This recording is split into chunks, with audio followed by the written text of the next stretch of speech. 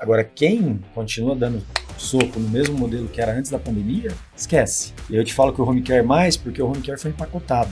Os hospitais não foram empacotados, nem as clínicas, eu não sei como é que vai ser, talvez nos centros cirúrgicos, mas os hospitais de transição também não. Mas nós fomos empacotados. E o exemplo é claro, a equipe de enfermagem nossa ela era direcionada para dar o melhor para o paciente. Cabia a operadora acatar ou não. Dê para o paciente o que ele precisa, nem mais nem menos. Só que o enfermeiro, por educação, pela escola, por tudo, ele quer sempre promover alguma coisa melhor. Dentro do modelo empacotado, isso não cabe. Você começa a não ter margem. E aí você começa a não conseguir manter a empresa em pé. Eu aprendi com um cara de RH. Ele falava, é melhor um fim horroroso do que um horror sem fim. Cara, termina logo com esse horror, do que você vai ficar com esse horror, não termina, todo dia você chora. Isso é importante para nossa audiência.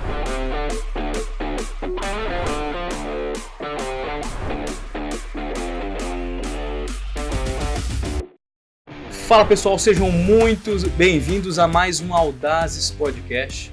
Podcast que traz aqui para nossa mesa as maiores lideranças da saúde. Para quê? Para que você possa conhecer a história dessas grandes pessoas que fazem diferença na saúde, se inspirar em suas trajetórias e aplicar os insights na sua carreira, no seu hospital, onde você estiver. Eu sou Rômulo Rocha, médico e empresário e host aqui do Audazes Podcast. Tem hoje comigo, como sempre, ele, Michael Robert. Michael, seja muito bem-vindo. Obrigado, Rômulo. Prazer enorme estar contigo, prazer estar com vocês, também com os nossos convidados que serão apresentados. E é sempre muito bom nós provocarmos o status quo, né? Sairmos da zona de conforto, falar sobre liderança, negócios, um mundo dinâmico, um mundo que não para de mudar e nós temos que estar preparados para isso. E nada melhor do que ouvir quem sabe fazer, quem tem aprendido com acertos e erros e tem alcançado sucesso e posições que nós almejamos. Então, melhor é aprender com quem sabe, é mais sábio, né? Convido você a ficar conosco até o final, não perca um minuto que vai ser fantástico hoje.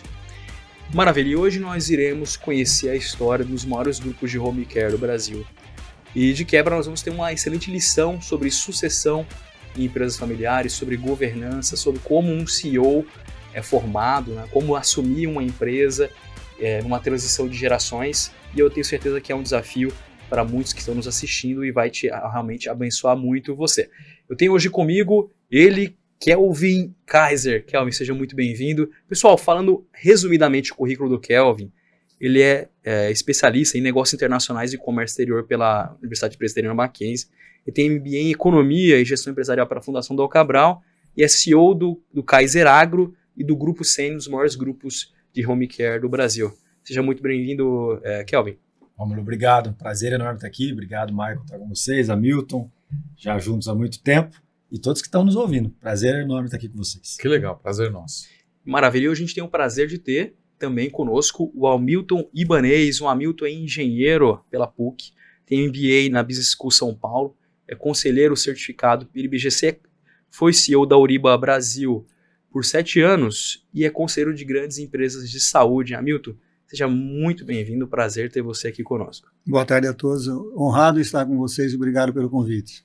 Aliás, eu quero já fazer aqui uma menção, porque o interessante é o Hamilton aqui, que é a primeira vez, Hamilton, que nós temos, junto com um executivo, um empresário, o seu conselheiro. Então vai ser muito dinâmico, diferente, né? Nós falamos muitas vezes aqui da importância do conselho. Hoje eu acho que a gente vai aprofundar também um pouco esse tema. Obrigado. Maravilha, pessoal. Então, hoje que nós vamos trabalhar aqui a história tanto do Kelvin quanto do Grupo Sênior. O Grupo Sênior é um dos maiores grupos de home care do Brasil, uma empresa gigantesca e muito importante para o mercado de saúde brasileiro. E eu vou passar a palavra aqui para Kelvin, nos traga a história do Grupo Sênior. Legal, Rômulo. Acho que é super bacana, porque o momento da saúde é um momento delicado que a gente vive, mas tudo isso começa lá atrás, né?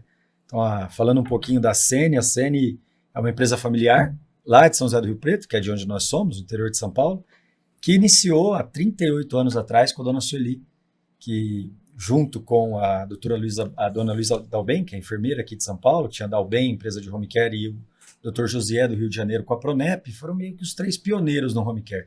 Claro que tiveram outros, mas foram os 3 mais conhecidos. E ela visualizou isso lá atrás em Rio Preto, em virtude de ser enfermeira carioca no Rio de Janeiro, e só tinha uma faculdade de medicina, e meu pai fez medicina e levou ela para Rio Preto. Ela foi uma das primeiras enfermeiras a chegar.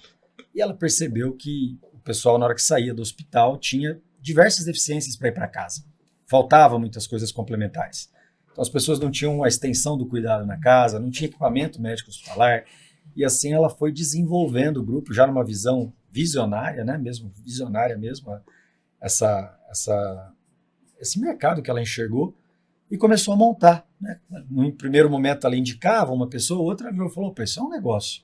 Né? E começou a montar esse negócio, começou a estruturar. Então a gente começou com uma loja de produto médico hospitalar, depois a gente começou com os atendimentos nas casas, direto, contratado pelos pacientes. Depois os pacientes precisavam de uma ambulância, não tinha, e comprou uma ambulância bem velhinha, de prefeitura, depois uma UTI móvel, e assim foi indo.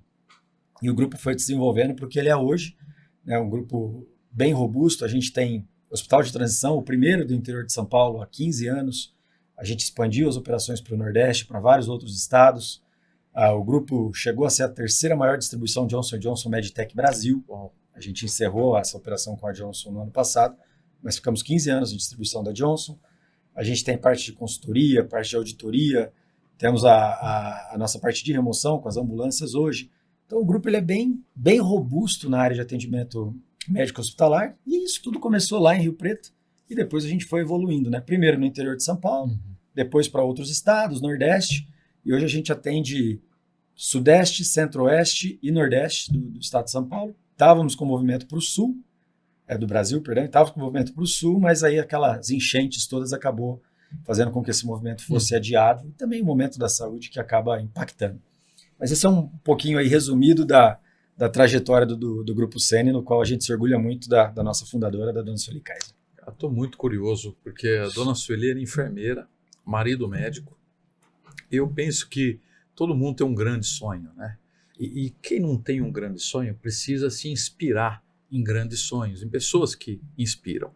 E quando eu ouço falar da dona Sueli, eu tive a oportunidade de vê-la, tirar uma foto com ela, ter um livro autografado.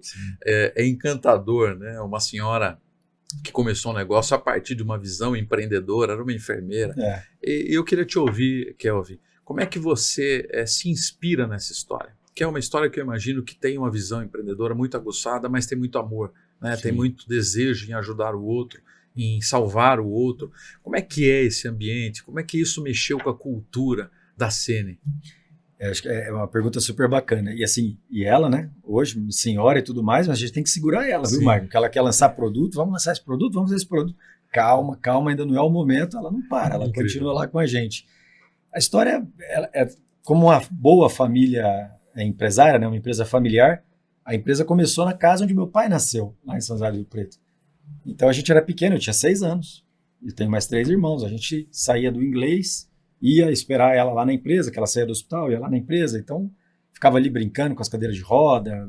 Desde pequeno a gente vivia a empresa. E quando eu vim para São Paulo e fiquei para cá, fui para o mercado financeiro, não tinha zero perspectiva de voltar para Rio Preto. A empresa sempre ela era bem reconhecida em Rio Preto, só estava em Rio Preto na época, pelo atendimento dela, mas a dona Sueli dividiu o tempo dela com o hospital e a casa, e a empresa. Não conseguia desempenhar focado. E começou a querer fazer o movimento, você conhece bem a história, de me levar de volta. Eu não queria ir de jeito nenhum, queria ficar em São Paulo, recém-formado, ganhando bem, trabalhando, não queria voltar. E aí ela fala que ela jogou uma praga, né? Ela brinca, ela fala, joguei uma praga. Praga de mãe. Praga de mãe pega, pega, para voltar. E aí tinha várias oportunidades de um salto maior profissional, e a coisa truncada, não ia. Eu falei, bom, vou te ajudar por um período. E aí acabei indo para lá, e super estranho no primeiro momento, né, totalmente fora do mercado, mas hoje tenho certeza que foi a melhor decisão que eu tomei, principalmente pela tua fala, de poder ter ficado próximo dela e ter aprendido muito com ela.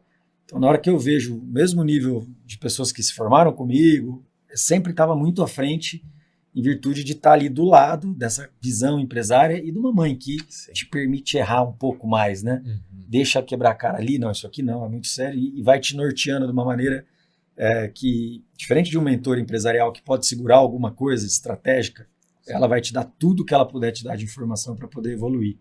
Então, assim, é muito bacana. Por mais que seja um sonho, você hoje vive o sonho de uma outra pessoa, porque foi ela que sonhou isso, e eu dou continuidade no sonho, isso numa sucessão é um item super discutido, porque não é um sonho meu, é um sonho dela, que eu dou continuidade. Eu me sinto super realizado e é muito bacana a gente viver essa emoção que ela coloca, essa essência que ela coloca dentro da empresa até hoje. Isso é muito O bacana. teu irmão está na operação também, é médico.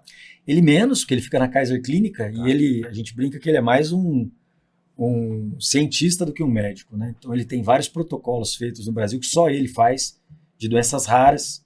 Então o Brasil inteiro vai lá para Rio Preto atender com ele. Que Mas como importante. mas como a gente tem muito médico dentro da operação, e médico precisa falar com o médico, Uhum. né? Então esse é o papel dele lá hoje, ajuda a gente a coordenar, ajuda a gente a dar os direcionamentos médicos. Então ele tem um tempo dentro da empresa conosco, mas um bom tempo dentro da Kaiser Clínica. Muito bom. Obrigado. Kelvin, quando a gente olha uma grande história como essa, a gente tem a impressão de que a coisa é linear, né? E as coisas foram... Todas deram certo, os fatores foram se organizando na frente, né? O chão foi surgindo claramente à frente. A gente sabe que não é assim, né? A história de qualquer empresa, qualquer negócio, ela é cheia de acertos e erros. Queria que você dividisse aqui com a gente, lá dos primeiros dias, quando você observava como criança ainda, né? Como que foi as primeiras batalhas da sua mãe na constituição dessa empresa, no início dela como uma empresa de equipamentos, né, de produtos médicos, para ir se organizando, que você conseguiu observar dessas dores dos primeiros anos de funcionamento dela, né? Acho que é super bacana, né? Que a gente tem a lembrança da empresa e do meu pai falando, para que você está mexendo com isso? Para com isso, pelo amor de Deus, fique em casa. Né? O pai querendo que estivesse mais próximo dos filhos, já que ela já tinha uma rotina muito, muito forte dentro da Beneficência Portuguesa, lá do hospital. E a gente vê na história toda que, no fim das contas, mesmo ele achando que não precisava fazer isso, apoiando. Como qualquer empresa familiar que começa, tem os seus percalços, que é questão de recurso financeiro, da desorganização da empresa, porque ela cresce e você não está ali o dia todo, pessoas para poder organizar, fazer as coisas acontecerem. É o mesmo caminho que qualquer empresa familiar que inicia passa, né? No primeiro momento ainda com muita informalidade, depois vai organizando, vai arrumando. Mas o que é interessante da cena é que a gente sempre correu atrás dela. Ela sempre na frente crescendo e a gente sempre correndo atrás dela, tentando ir ajustando os crescimentos dela. Porque até hoje a cultura, acho que também de quase todos os empresários, a operadora de saúde pela primeira vez virou e falou, olha, eu tenho um paciente para dar para vocês em Araçatuba. Vocês atendem? Atendo. Claro, atendemos. Desligou. Como é que nós vamos atender?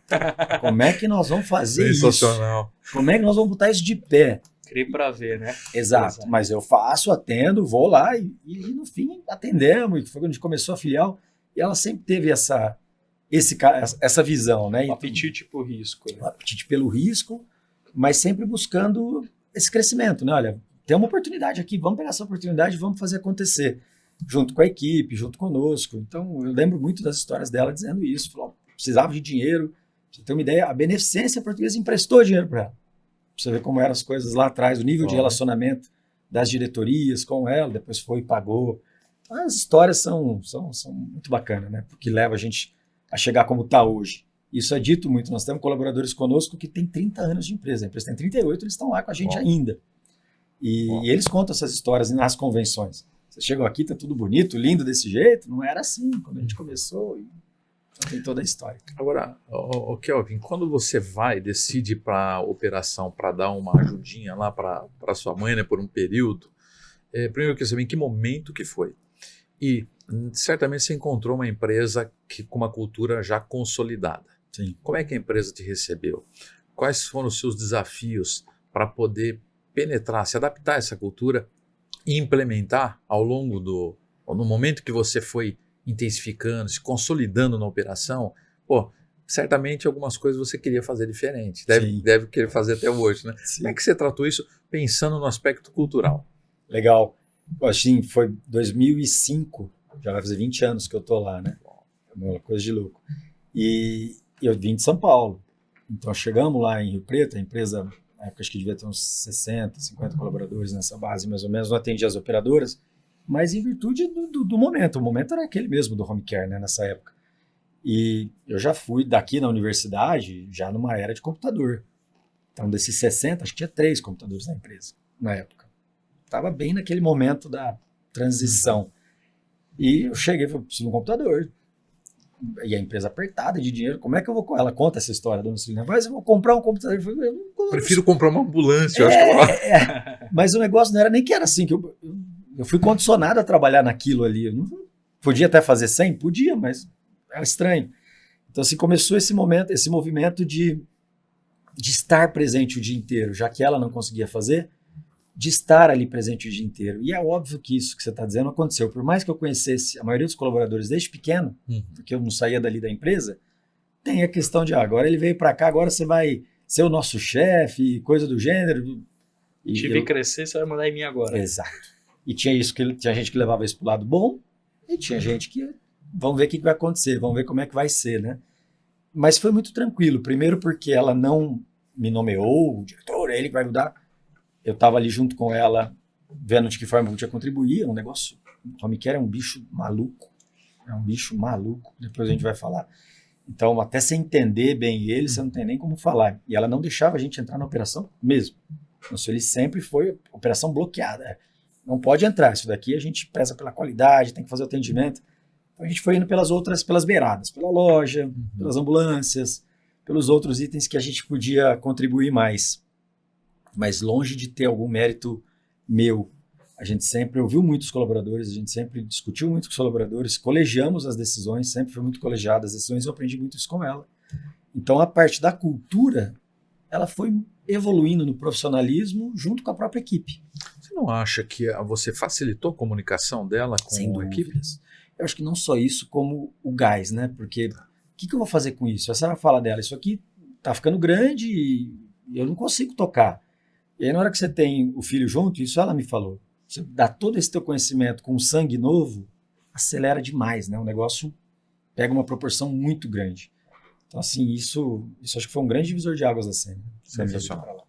Bom, Hamilton, eu queria perguntar para você o seguinte, né? Você sabe que sucessão nas empresas, familiares ou não, sempre é um desafio gigantesco, com inúmeros riscos de falhar, de ter descontinuidade do negócio. Muitos negócios acabam morrendo numa transição mal sucedida, né?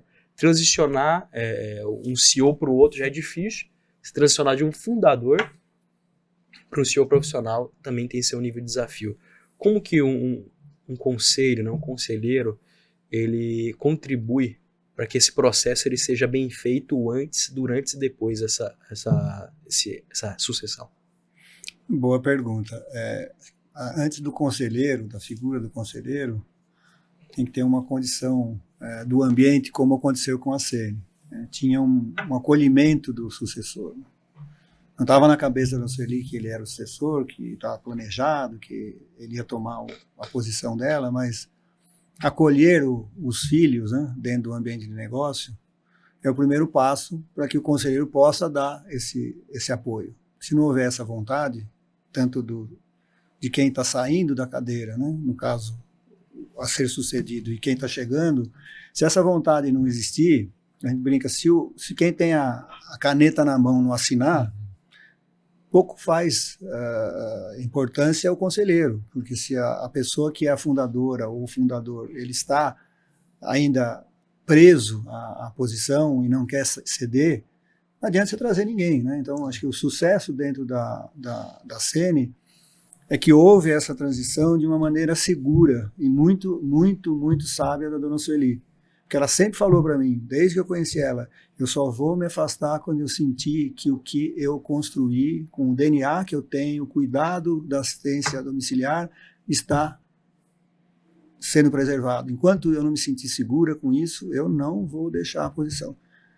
Então, esse é o fator, né, da pessoa ter essa responsabilidade. Aí o conselho vai ajudar em outros aspectos da organização. A empresa cresceu muito, como que eu crio processos adequados para que esse conhecimento, que muitas vezes está na cabeça do fundador, da fundadora, muita coisa não está em lugar nenhum, mas a pessoa sabe como fazer, como a gente traduz isso para procedimentos, para coisas documentadas, para que quem chegue não vai ter todo esse conhecimento, né? No caso da dona Sueli, além de tudo ser enfermeira, tem um conhecimento de causa, como que a gente faz para que isso aconteça de uma maneira duradoura, perene, né? E se promova essa pessoa um próximo nível, né? Que é o papel dela, presidente do conselho, uma pessoa que está ali ativa, está ainda trazendo ideias, né? Esse é o papel do conselho, para que ele faça essa transição com aspectos de melhoria dos processos e não um afastamento de quem foi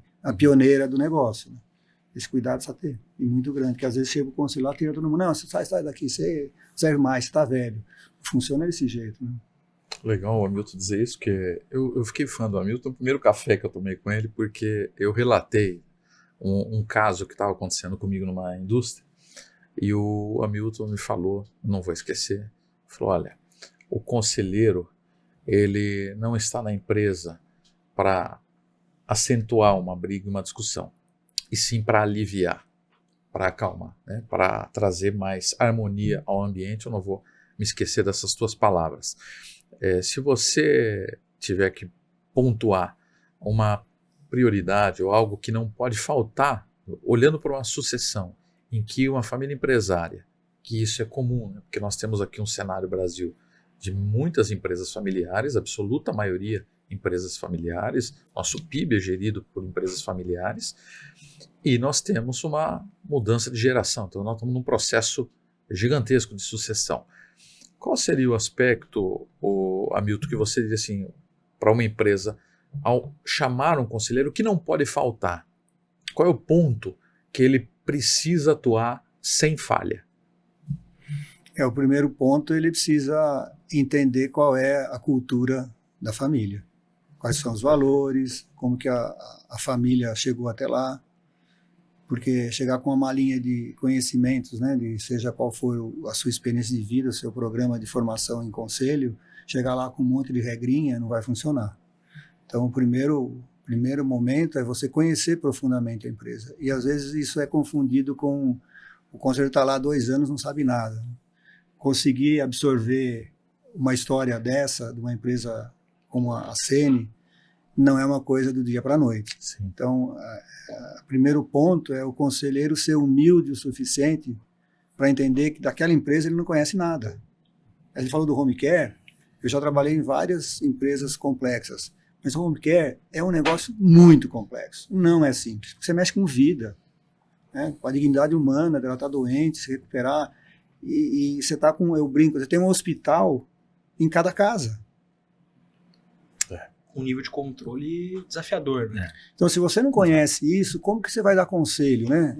Usando o termo de conselheiro, né? Como que você vai ajudar com a sua experiência aquela empresa a fazer os movimentos adequados, se você não conhece o negócio? Por isso eu sempre questiono, eu vou ficar 1 ano só no conselho, 1 ano você não vai saber nem qual é o cheiro, nem qual é a cor do negócio, você não vai conseguir. Então, esse é o papel principal do conselheiro, né? Ele conseguir entender qual é a dinâmica, qual é o contexto do negócio, qual é a relação existente entre as pessoas numa empresa familiar, se tem harmonia, e aqui é um exemplo, né? A família deles é uma harmonia, assim, fico arrepiado só de saber o quanto eles têm de entendimento entre eles, um respeito absurdo, uma confiança de um no outro, né? Então, isso o conselheiro precisa identificar. Se ele entrar num ambiente onde não existe isso, por mais que ele seja competente, ele não consegue resolver nada. Então, acho que aí é muito mais ajudar a fazer essa perenização desse modelo do que chegar lá com varinha mágica, né? Mas eu queria completar, porque assim, acho que é importante, porque quando nós falamos de fazer a governança, e acho que a governança tem que fazer, a gente brinca, né, com trocar o telhado num dia de sol, né, não num dia de chuva, e a gente fez isso no sol, né, todo mundo bem, não tem uma segunda geração, tá tudo certo, vamos organizar, vamos fazer um acordo de sócios que ele ajuda a gente a fazer. Importante isso que você está dizendo, viu, Kelvin? É muito. Infelizmente não é muito comum também. Pois é, porque na hora que o pessoal vai montar já está complicado, né? E aí você cria mais divergência entre os sócios, entre os filhos, você acaba com a harmonia. E acaba acabando mesmo, né? Na hora que entra terceiros, quando são os irmãos é uma coisa, né? Mas na hora que entra terceiros, filhos, a coisa vai se complicando. E ele sempre falou várias vezes que a família cresce mais rápido que a empresa. Então, esse é um problema, tem que deixar isso organizado. E aí, na hora que a gente foi colocar a governança, nós chamamos 3 empresas. Bom, vamos pôr? Primeiro que ninguém queria pôr. Não precisa, não faz sentido. Tem que pôr. Como a empresa foi crescendo e a gente sempre correndo atrás dela, a empresa estava no nome meu e da dona Sueli. E eu tenho 3 irmãos. E eles nem faziam parte do quadro societário. Quando a gente chamou as empresas de governança, vieram 3. Eles fizeram o trabalho como tem que ser feito de convencimento da dona Sueli. Aí, como ela é a fundadora e ela gostou da empresa, falou, bom, vou contratar a que ela gostou, né? Que facilita a vida. É claro que era a mais cara de todas, né, Hamilton? Claro, porque também o trabalho foi outro. Foram 18 meses de trabalho. Sim. Normalmente o pessoal chega ali com, assina um contrato de sócio aqui, faz. Cansei de ver isso e não funciona. Eles tiveram um trabalho longo com os irmãos para poder convencê-los e explicar. E eu lembro bem disso, porque foi aqui em São Paulo as reuniões. Então, na hora que tinha reunião de governança, eu ouvia coisas, eu queria passar a empresa pro nome deles, hein? E o que a gente ouvia, não, hoje tem apresentação de balé da minha filha, não, vê marca, vê isso. Hoje eu tenho que fazer não sei o que, hoje eu tenho que ir no aniversário. É o mínimo de importância para o processo da governança. Ao longo dos 18 meses, né, com muito custo, foram entendendo, e hoje, reunião de sócios, protocolo de família, reunião de conselho, gente totalmente auditado. Então, assim, muda. Hoje eles já sabem identificar um DRE. É outra conversa. O nível de decisão é outro. Por mais que eles não vivam o negócio, eles sabem, estão aprendendo cada vez mais a ser sócios, né? Tem essa questão da participação.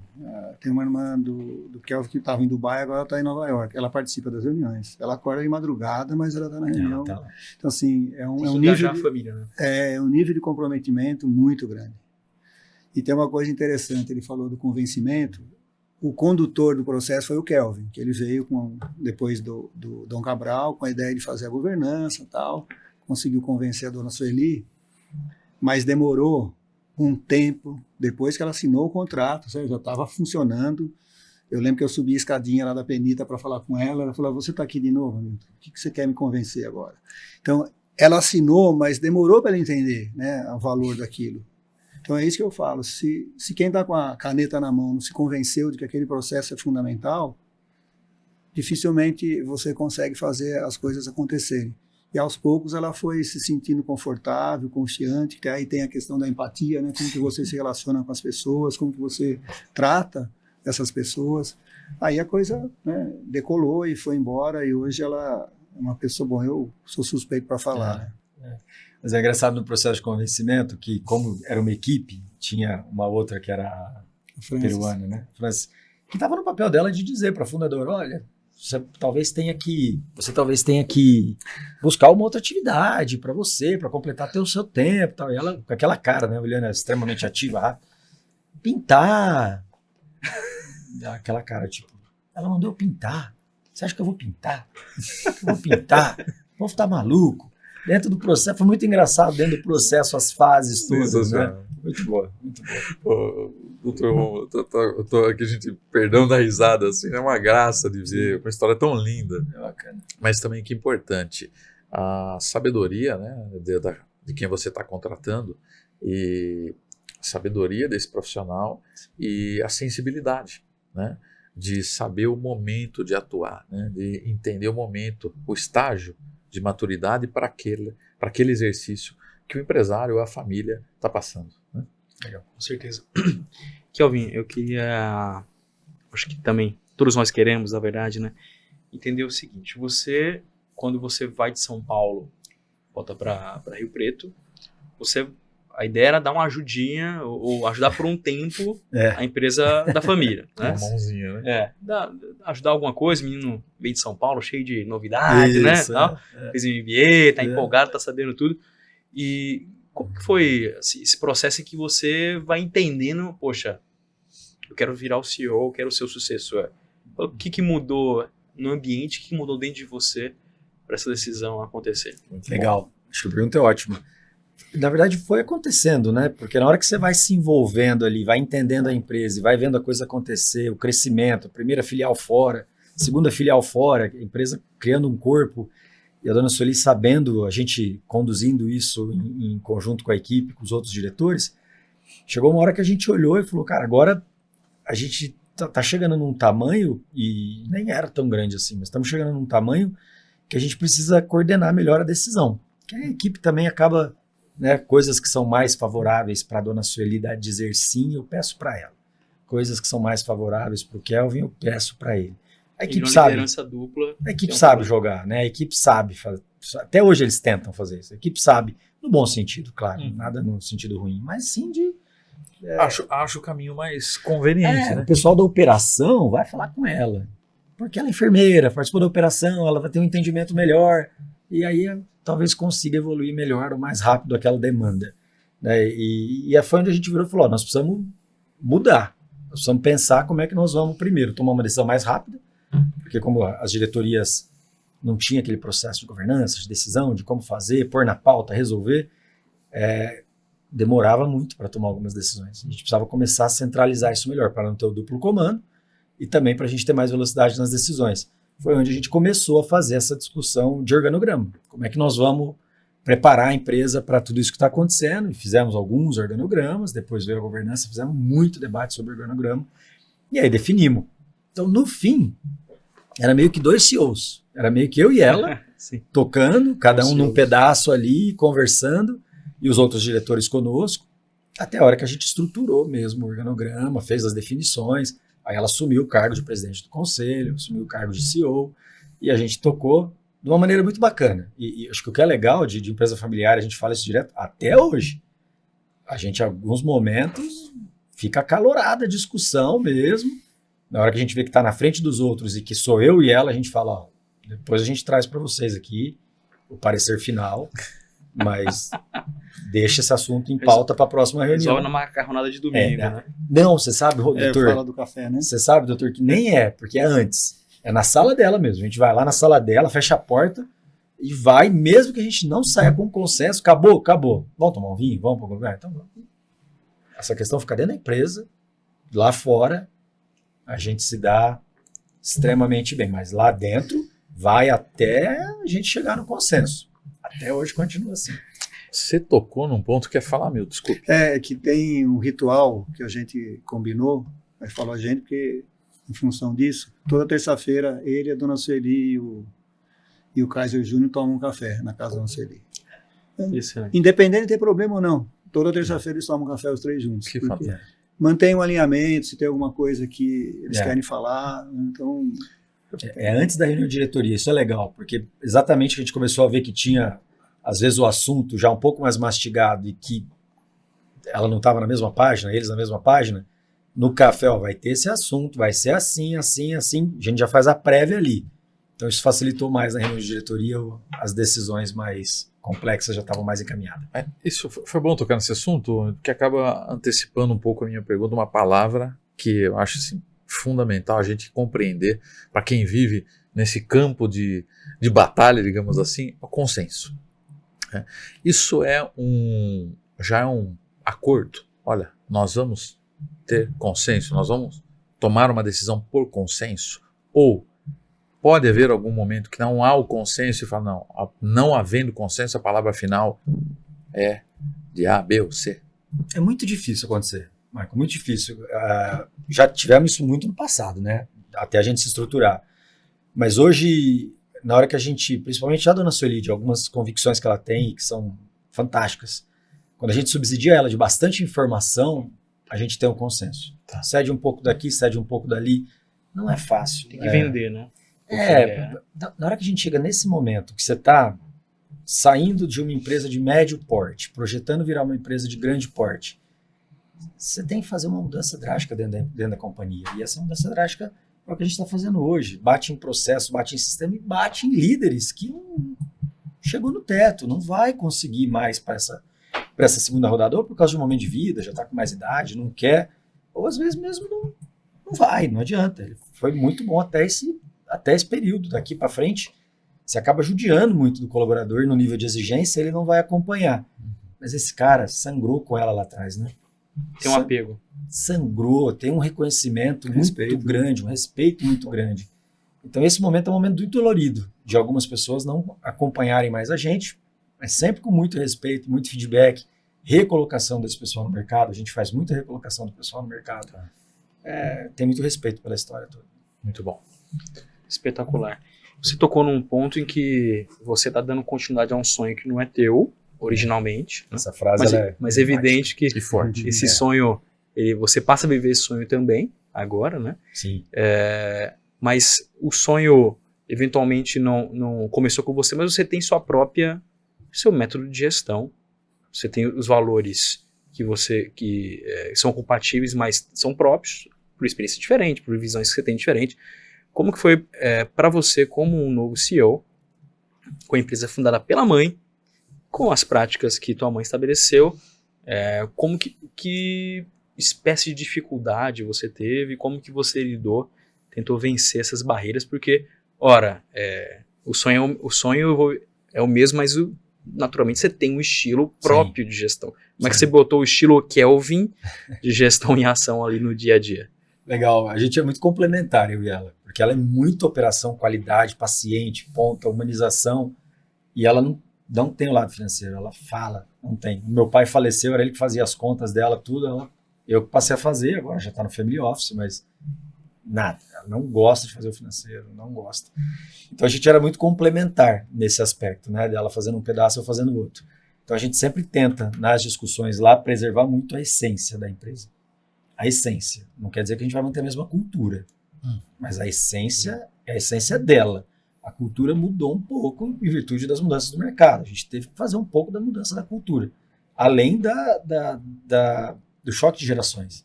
Porque ela é uma daquela geração, tem que chegar às 7 horas da manhã, não pode ficar andando, todo mundo andando aí, os caras ficam andando para cá, o que é isso?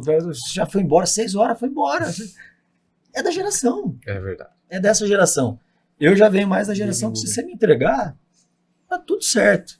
Eu não tenho problema nenhum. E agora essa outra nova geração que não quer nem ir na empresa, né? E tá tudo misturado ali. É um negócio meio maluco de você equalizar. Mas eu dei a sorte de ter uma fundadora com uma cabeça excepcional. Excepcional. De ir deixando eu avançar no que a gente nas concordâncias, vendo os louros, corrigindo e conversando. Então, assim, muito do que a gente trouxe, aí ele, todo mundo, né? Não sou eu, é a equipe, todo mundo, a equipe toda, é muita gente ajudando, muita gente construindo para trazer mais informação, mais gestão, mais indicador, mais acompanhamento, destruir um pouquinho, né? Todo mundo tem uma história, né? Todo mundo tem uma história do que aconteceu, como foi, mas ver se realmente foi desse jeito ou não, como foi esse processo. Então, assim, aconteceu naturalmente em virtude da cabeça dela, porque eu vejo vários amigos que são em empresa familiar que até hoje não conseguiu assumir a gestão devido ao fundador não deixar, e não vai evoluir, e o cara até perde o interesse da empresa. Vamos fazer outra coisa, porque tô aqui no financeiro e não vou entrar nunca. Fez a governança, não preparou. Você é um fundador que, se ele falecer hoje, a empresa vai para inventário, ou seja, chance dela ter problemas sérios financeiros. Não deixa a segunda geração entrar.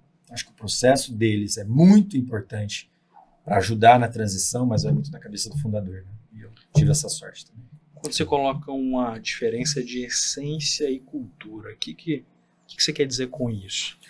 Acho que a essência dela, da qualidade, de ouvir o paciente, de estar lá na ponta, de entregar, de fazer, é a essência da Sene, que a gente não pode perder. Mas, ao mesmo tempo, a equipe tem que entender que eu preciso fazer tudo isso, mas eu preciso ter o profissionalismo para cobrar por tudo isso. Eu preciso ter tudo isso em ordem, eu preciso seguir os processos. Porque não tinha. Quando você está com uma empresa menor, uma pessoa faz tudo. Não, agora não mais. Agora nós vamos mudar aqui a nossa cultura, vai ser uma cultura mais matricial, nós vamos evoluir processualmente, a gente vai ter que ter conversa, vai ter que seguir os procedimentos. Isso é aquela questão da mudança que a gente falou. O pessoal mais antigo tem muita resistência. Alguns, né? Não podemos falar todo mundo. Alguns. Então, vai muito do convencimento, de olho no olho. Cara, nós precisamos estar aqui um outro tipo de cultura dentro da empresa. Né? Os setores conversarem, não é mais feudos, das áreas evoluírem em conjunto, mas sem mudar a essência do que está lá no nosso credo, que a gente tem um credo, do que está lá na nossa visão, nos nossos valores. É mais realmente uma mudança de profissionalismo que precisa ser feita. E uma essência que também é sustentada por resultado. Exato. Então, não dá para desassociar. E algumas empresas, e quem está nos ouvindo, é importante considerar esse ponto. E nós acompanhamos em algumas empresas em que a missão que vem de uma essência dos fundadores, ela muitas vezes é dúbia em relação ao resultado. Então, a impressão é que dá muitas vezes é que a missão ela pode acontecer a qualquer custo, Sim. mas ela não pode acontecer ao custo de uma empresa ser deteriorada em resultados, né? Eu quero aproveitar que você tocou também num aspecto interessantíssimo, que são gerações, né? Nós temos conflitos de gerações hoje, num cenário fantástico. Você tem várias gerações atuando na mesma empresa, no mesmo setor, quer dizer, estamos junto do mesmo propósito. Eu quero te ouvir, Hamilton, porque isso com certeza as pessoas aqui, a nossa audiência passa por isso em casa, passa por isso no trabalho, passa por isso nas relações, né? Como administrar esse conflito de gerações no nosso negócio? Eu vou pegar o gancho na essência para amarrar a conversa. Tem uma coincidência de comportamento da dona Sueli com o Kelvin, que para mim isso é a essência da Sene. A dona Sueli conversa com todo mundo. Ela vai lá falar com as pessoas, o Kelvin faz igual. Então isso é a essência deles. Eles escutam as pessoas, conversam, entendem o que está acontecendo, não fica tomando decisão sem ouvir as pessoas de uma forma mais profunda. Então essa é uma essência valiosa. Trazendo para a questão das gerações, eu tenho uma frase, eu não vou lembrá-la todinha, que é de Sócrates, não do jogador, de Sócrates. Uhum. Esses jovens não aceitam mais o pai, não obedecem o pai, xingam os pais. Aí você termina de ler e fala, pô, isso de hoje, né? Não, não é. É antes de Cristo. Então, o conflito de gerações é uma coisa antiga, não é uma coisa nova. Uhum. Eu fui rebelde com meu pai. Eu tive comportamentos de rebeldia com meu pai porque eu tinha um pensamento diferente dele. Na época que eu era jovem, cabeludo era sinônimo de sem vergonha. Na época plena do exército, eu nasci em 55, o exército estava no auge, então era tudo cabelo rapadinho, você ia no barbeiro, corta americano, cortava o cabelinho curtinho. Então cabeludo era, na minha casa, com meu pai, era sinônimo de gente que não quer nada, é vagabundo. Você acha que eu aceitava isso? Eu era cabeludo. Então você tinha um conflito naquela época. O que está acontecendo agora? O conflito de gerações aumentou porque estamos vivendo mais. Então você tem convívio de gerações extremas. Você tem a geração Z, que trabalhou 5 horas, vai embora, não quer horário para entrar, quer entregar a tarefa e tchau. E o cara que está com 75 trabalha, é o cara que entra às 6 da manhã e sai às 8 da noite. Ele tem uma outra vertente de valor pelo trabalho. O que falta e qual é o segredo, né, de como que a gente convive com essas gerações? É entender a dinâmica de cada uma delas e integrá-las. O grande erro é você não incluir todas as gerações na conversa. Você precisa, como empresa, ter espaço para todas. O jovem, os mais jovens, né, os milênios, a geração X, Z, né, até acabar o alfabeto, eles não querem esperar 1 ano para receber um feedback de como ele foi. Ele quer o feedback no momento exato que ele teve um comportamento que precisa de um feedback. Ele também não quer ser exposto na frente de todo mundo. Chama, põe na cadeira, olha, você fez assim, assim, assado, você percebeu? Você teve um comportamento inadequado? Ou para você acha que é normal? Então, essa mudança é que vai fazer a diferença, de como você se relaciona com todas as gerações. Porque o mais velho também não quer ser humilhado na frente dos mais novos. Chegar no cara que já é maduro, está lá com seus 50 e poucos, na frente de todo mundo, você esculacha com o cara, ele vai se sentir mal, né? Vai chegar deprimido em casa, vai chorar as pitangas com a família. Então, trabalhar diferentes gerações exige da liderança diferentes tratamentos para cada geração, porque elas são diferentes. Não dá para colocar tudo numa sacola e tratar tudo igual. Uhum. E isso precisa de muita habilidade do líder. O líder precisa gostar de gente. Ah, não, eu me dou bem, eu sei administrar todo mundo aqui, tá, mas você gosta de gente? Você é apaixonado pelas pessoas? Você tem amor pelo próximo? Se você não tiver, dificilmente você vai entender todas as gerações, porque elas são diferentes. E tudo começa em quem? Em você mesmo. Se você não tem amor próprio, como você vai se relacionar com as pessoas? Você acha que nós estamos preparados para isso? A nossa liderança? Não. Acho que não. Esse é o maior desafio de todo empresário. Como eu preparo minha liderança, porque Kelvin, Dona Sueli, toda a família Kaiser, eles têm isso, essa raiz, essa essência, de cuidar das pessoas, de tratar das pessoas, de entender as diferenças das pessoas, por isso que são o que são, né, que são admirados, são respeitados. Se a liderança que trabalha com eles não tiver esse mesmo interior, dificilmente você consegue fazer essa transformação, porque sozinho ninguém faz nada. Sozinho ele não consegue tomar conta de uma empresa do tamanho que é a Seny, que está no Brasil inteiro. Então você precisa de líderes que tenham o mesmo perfil.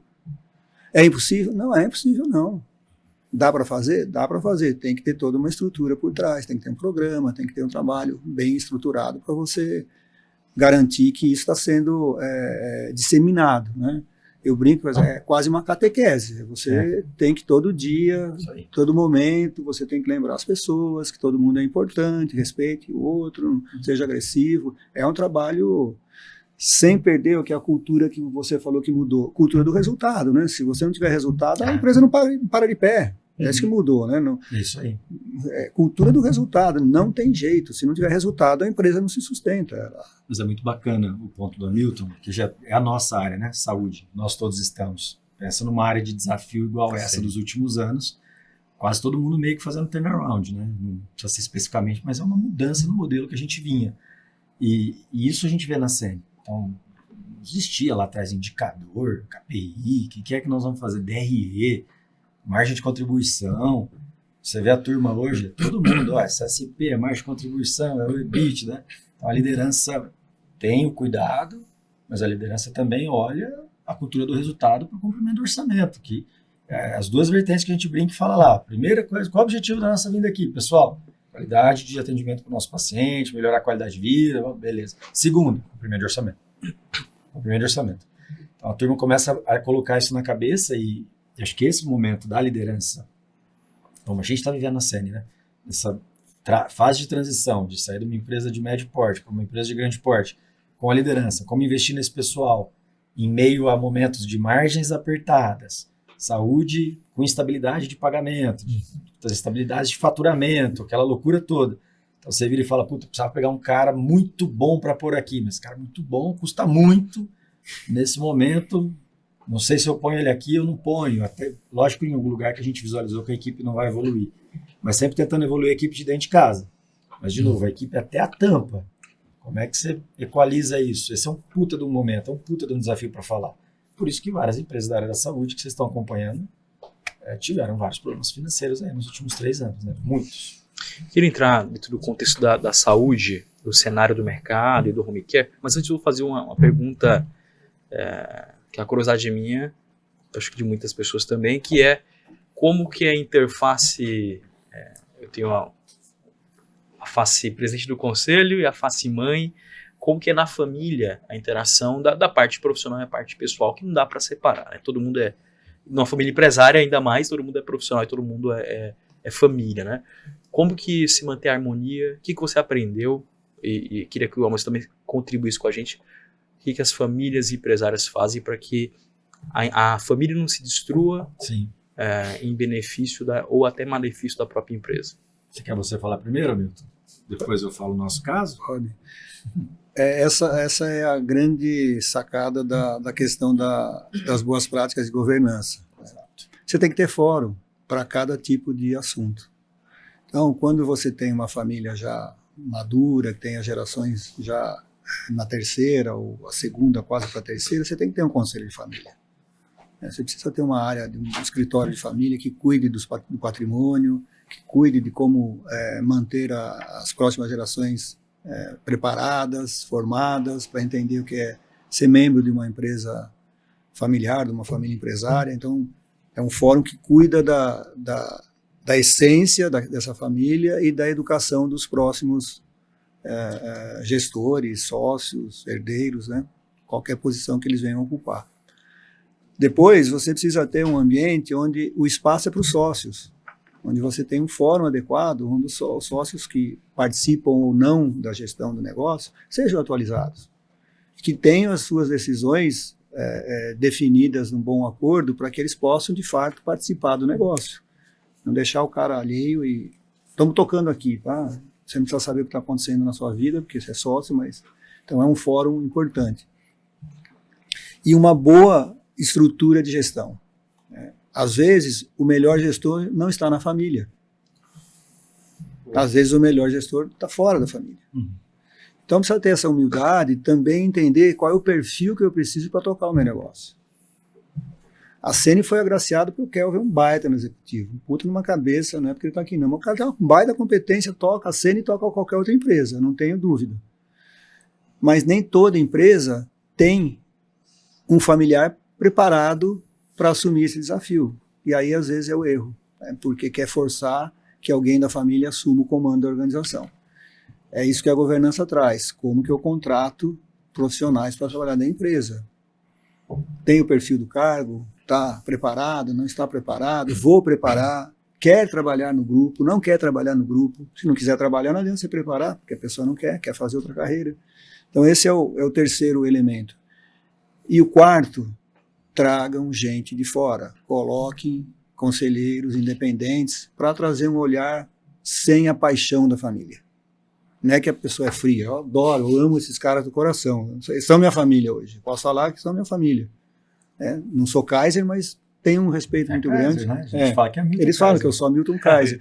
Mas na hora que precisa bater, eu bato. Na hora que eu preciso ser firme numa posição do negócio, eu faço. Eu não deixo me contaminar pela emoção. Que normalmente tem muita presença quando a empresa só tem a família e aí vira, né, uma disputa emocional. Porque é irmão, é a mãe, é o pai, começa a dar um conflito que às vezes não está na mesa.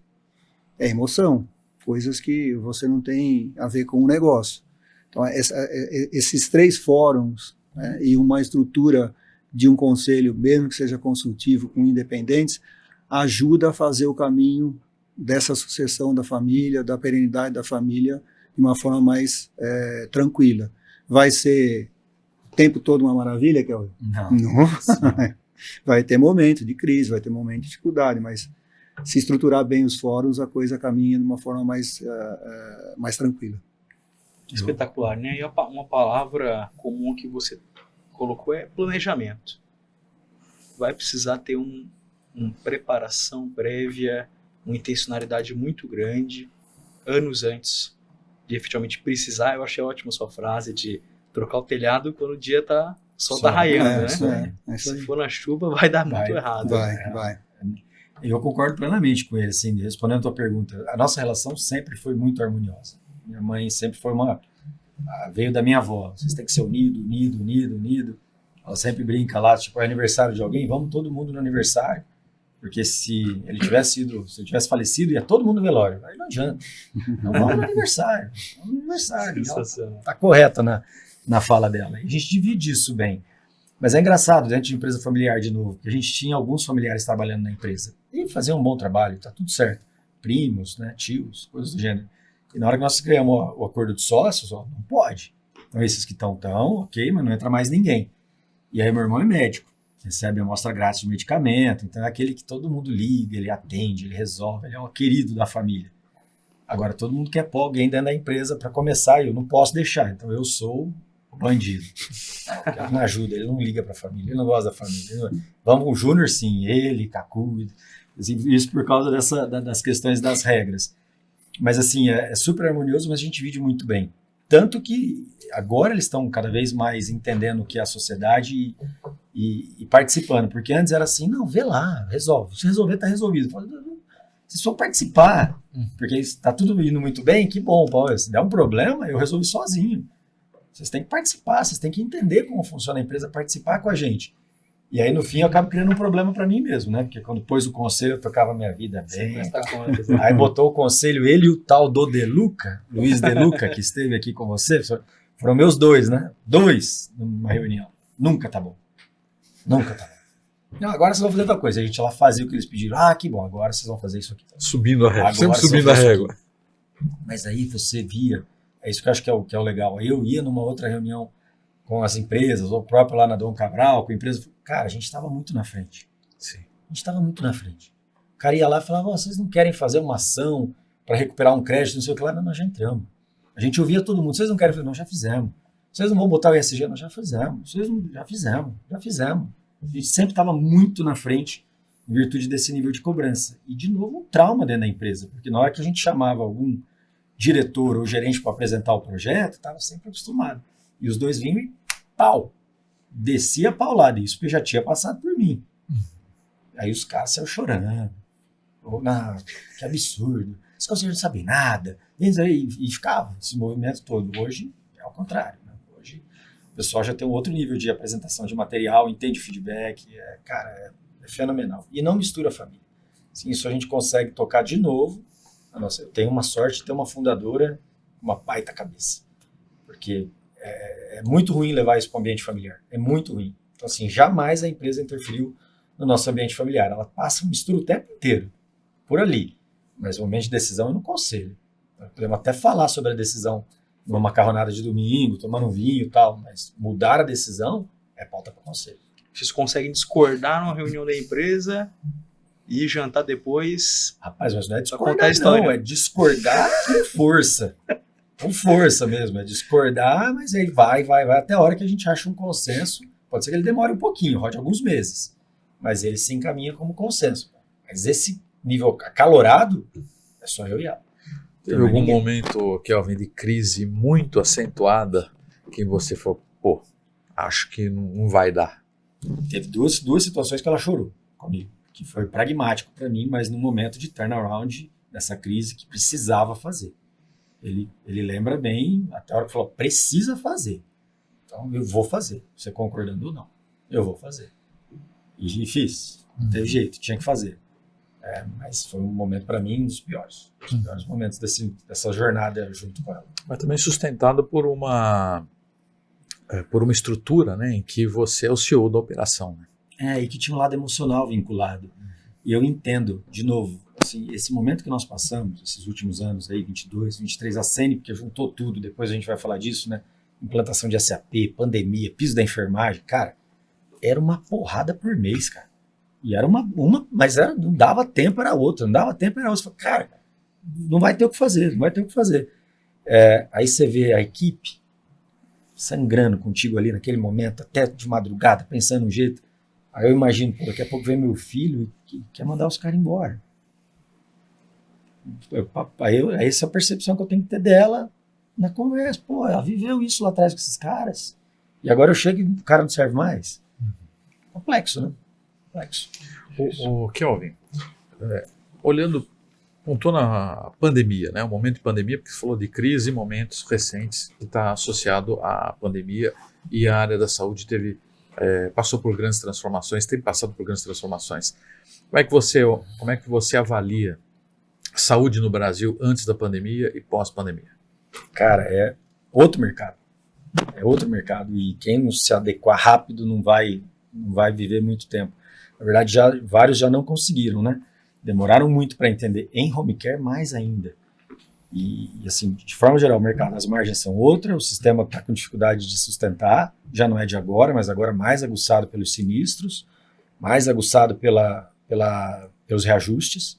Então, os reajustes têm feito com que as operadoras se preocupem demais, porque vão perdendo. A gente vai enquadrando boa parte dessa população em planos com atendimento diferente, né? E aí você tem um conflito do usuário que queria ter aquele mesmo nível de atendimento, mas não quer pagar aquele valor. Então, assim, a saúde vive esse momento, ela vai ter que se reenquadrar. A gente ainda não sabe qual vai ser, acho que vai ter que passar por alguma coisa de rol de ANS, vai ter que passar alguma coisa regulamentária para poder adequar, mas até tudo isso acontecer, que não é rápido, cara, você tem que olhar para dentro de casa com a questão de eficiência operacional, não tem outro caminho, né? Tem que ser eficiente, tem que aprender a me manter nesse modelo. Posso até ficar quietinho aqui, ó, não vou crescer, vou ficar stand-by, quietinho, mas vou sobreviver. Agora, quem continua dando soco no mesmo modelo que era antes da pandemia, esquece. E eu te falo que o home care mais, porque o home care foi empacotado. Os hospitais não foram empacotados, nem as clínicas, eu não sei como é que vai ser, talvez nos centros cirúrgicos, e os hospitais de transição também não. Mas nós fomos empacotados. E o exemplo é claro. A equipe de enfermagem nossa, ela era direcionada para dar o melhor para o paciente. Cabia a operadora acatar ou não. Então, Hamilton, tudo que eu posso dar de melhor para ele. Escrevia. Curativo a vácuo, não sei o quê, blá, blá, blá. Colocava tudo. Aí eu fazia uma discussão técnica com a equipe de auditoria da operadora para ver o que cabia ou não. O que a operadora fez? Falou, cara, eu vou desmontar a minha equipe de auditoria, vou te pagar um valor fixo, uma diária, que está tudo isso embutido. Você vai definir o que você vai dar para ele, a minha equipe vai fazer a validação. Mas a decisão é tua. Então, todos aqueles enfermeiros que faziam tudo que tinha de melhor para o paciente, não pode mais fazer. Agora é o inverso. Ele tem que dar o que o paciente precisa. Essa é a frase que a gente fala lá o tempo inteiro. Dê para o paciente o que ele precisa, nem mais nem menos. Só que o enfermeiro, por educação, pela escola, por tudo, ele quer sempre promover alguma coisa melhor. Dentro do modelo empacotado, isso não cabe. Você começa a não ter margem. E aí você começa a não conseguir manter a empresa em pé. Isso é um aprendizado que o Kelvin está relatando aqui, Romulo, é importantíssimo para nós, para a nossa audiência, porque mostra que aquilo que nos levou a determinado sucesso no passado recente, necessariamente não vai continuar nos levando ao sucesso. Ou seja, há uma necessidade de mudança, de atualização, como um download, que frequentemente o empresário, o gestor, o médico, aquele que está numa posição de liderança, está empreendendo, ele tem que ter, né? Tem que ter, além de estar antenado às mudanças do mercado, é necessário que ele tenha uma mentalidade adaptável, né? Uma mentalidade capaz de mudar conforme a necessidade do mercado. Exatamente. E eu estendo essa tua consideração para perguntar o seguinte, Kelvin. A saúde realmente ela é totalmente diferente pré e pós-pandemia.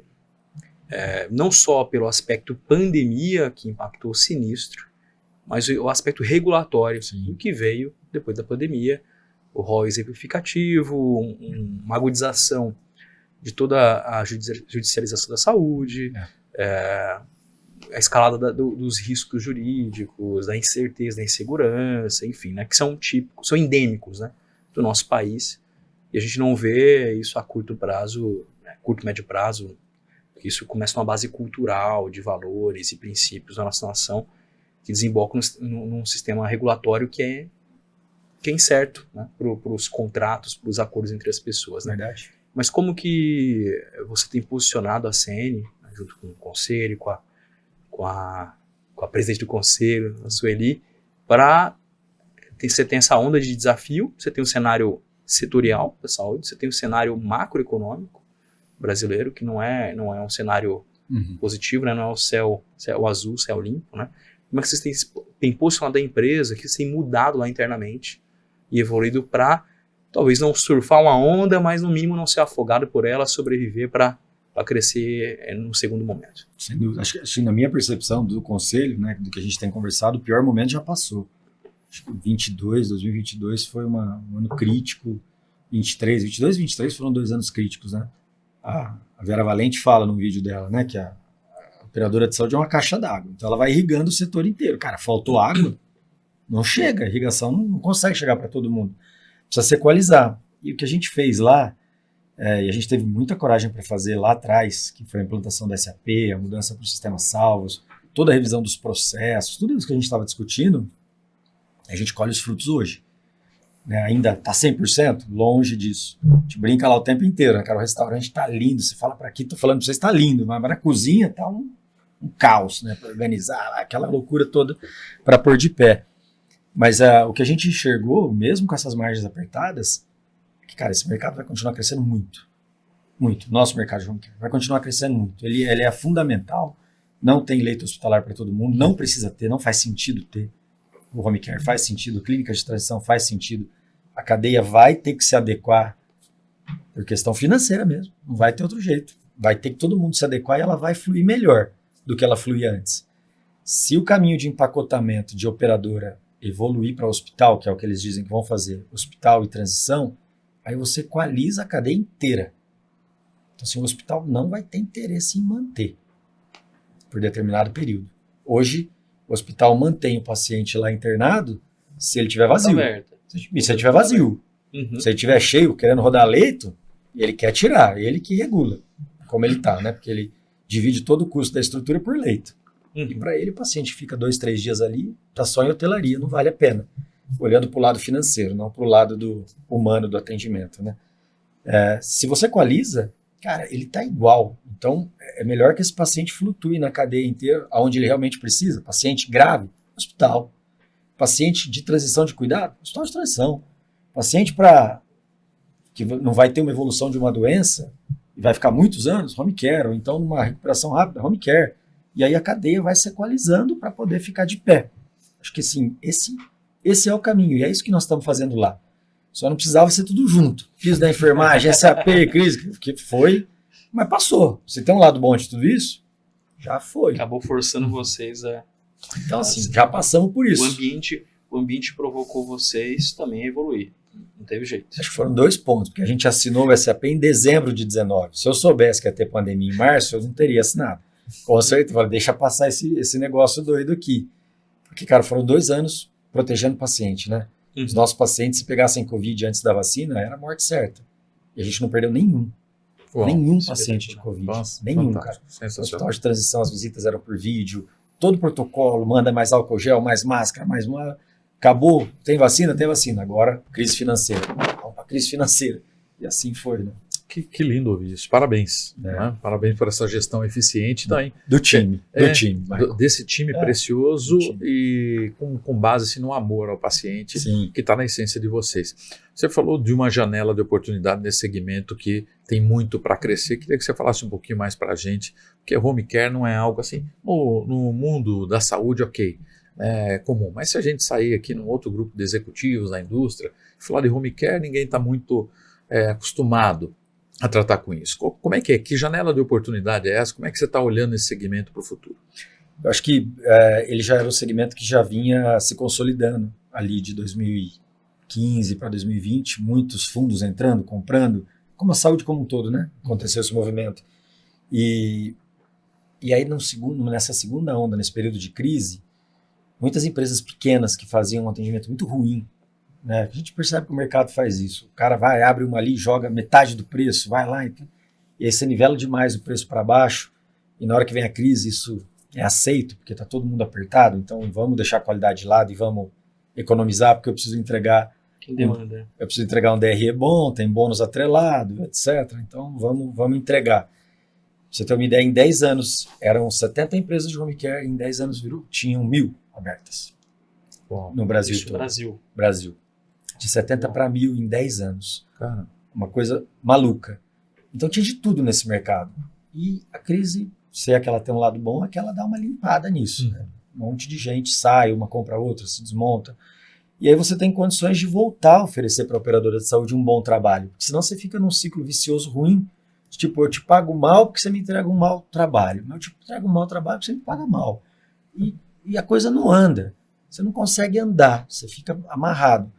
Então, acho que os modelos que estão saindo, é onde a gente está olhando, já estamos trabalhando nisso, já está em execução, mas 26 a gente deve entrar com muita força nisso, é conseguir mostrar, provar por A mais B, auditado, que eu estou te entregando um negócio diferente que te gera economia.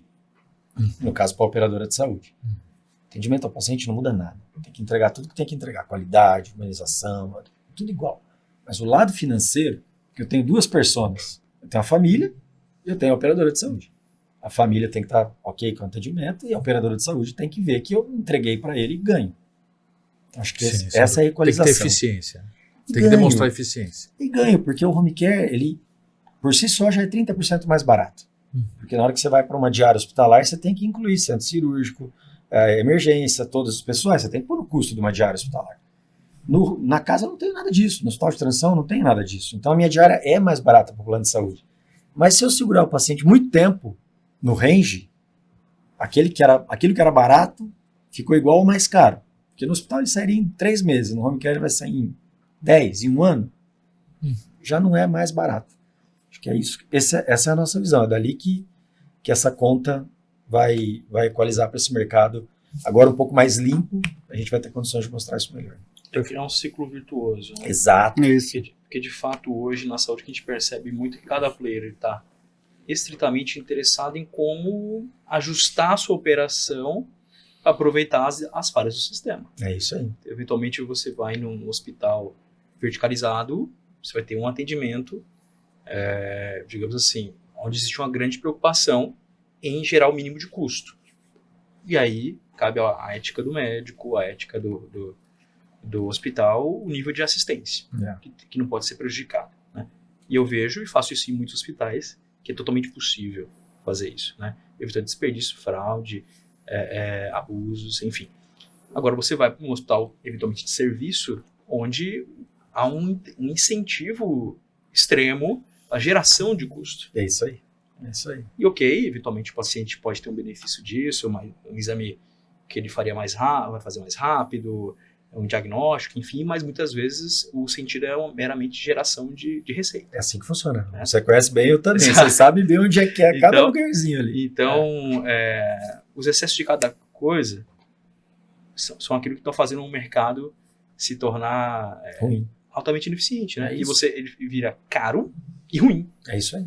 que é o pior cenário de todos. Né? Você tem o caro e bom, não é o ideal, porque o ideal é que seja bom e seja financiável, né? Mas hoje você tem o cenário de ser caro e ruim, em muitas circunstâncias, em muitas situações, né?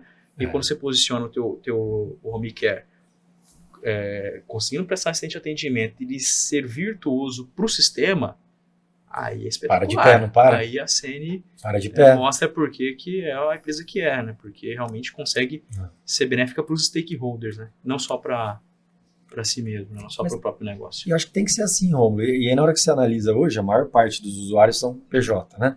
E vai continuar crescendo. PF, praticamente quase ninguém mais comercializa PF.